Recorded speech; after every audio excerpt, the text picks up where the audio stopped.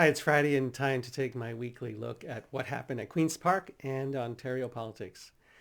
This week, Bill 88, another piece of labor legislation, was introduced by the government. It makes some small steps for gig workers, especially digital platform workers, people who do rides or deliveries.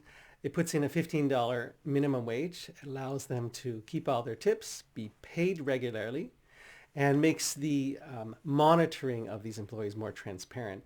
But it does not address questions of where these workers fall on the scale from contractors to regular employees. It also does not give details about the portable benefits plan that is the government is looking at, the benefits, for example, that people in regular jobs have, which would follow workers as they went from one gig to another.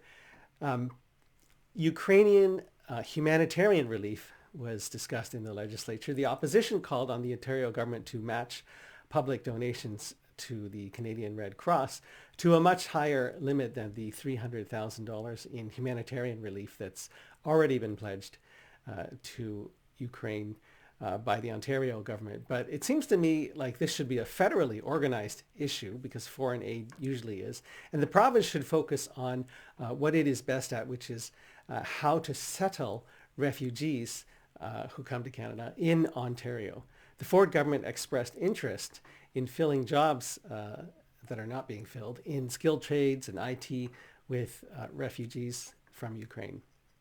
The Financial Accountability Office of Ontario reported on government spending in the first 3 quarters of the year, and it said that the government underspent what was in its budget and was approved by a vote of MPPs. In particular, my attention was drawn to $1.1 billion of underspending in a category called Financial and Employment Supports, and that includes disability supports, ODSP, Ontario Works, and the Ontario Drug Benefit Plan. Got my attention because a common complaint as I talk to people going door to door is that ODSP and OW haven't kept up with the rising cost of living, and that is causing severe hardships. These numbers from the Financial Accountability Office indicate that there may be budgeted room for programs to keep up with the cost of living in some way.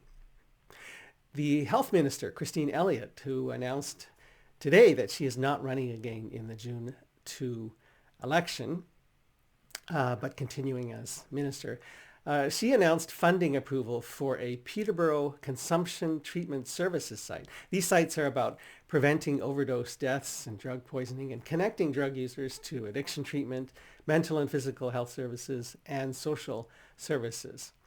This is significant because Kingston is looking for provincial funding for our own site, which runs out of city funding at the end of March. Tell me what you think in the comments below. Otherwise, please join me next week as I look back at what happened at Queen's Park and Ontario politics.